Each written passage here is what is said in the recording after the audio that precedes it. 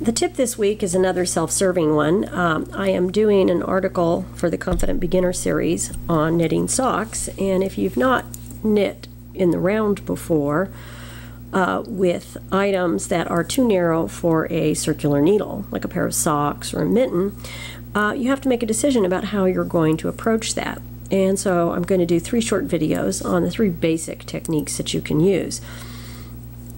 And the first one is double pointed needles, and in this you have 4 or 3 needles with your stitches on it, and then you have a needle that you're using to knit with.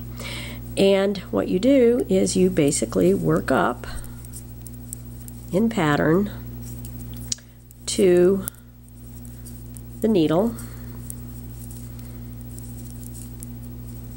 and I'm almost there.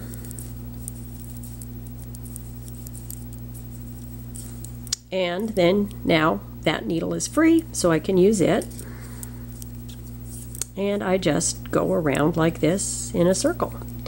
Now the disadvantages of double pointed needles are you have a lot of needles, and the project can be kind of hard to manage. And I can't tell you the times that I have inadvertently pulled out the needle with stitches on it thinking that it's the needle that's free.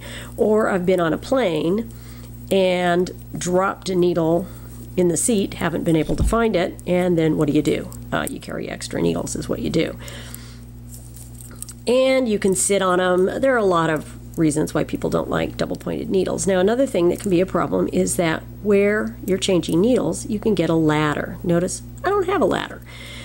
And there are a couple of ways to avoid that. One is to really knit tight when you are at that location. But another approach that works really well is to just knit an extra stitch as you go around, and that way your needles are constantly moving around and you're not getting ladders. It's just all up to you. Now, there really isn't anything magical about working with double pointed needles.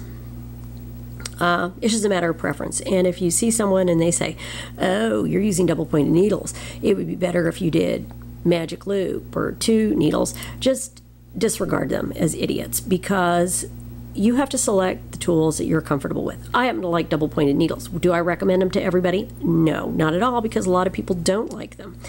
It's a matter of what feels comfortable in your hands and what you're used to. But this basically is all there is to knitting with double pointed needles. Now you can purchase little covers for them, you know, where when you have them on your project, you put all your needles together and then you cover your tips. That's all fine and good too. It's just how you want to approach it.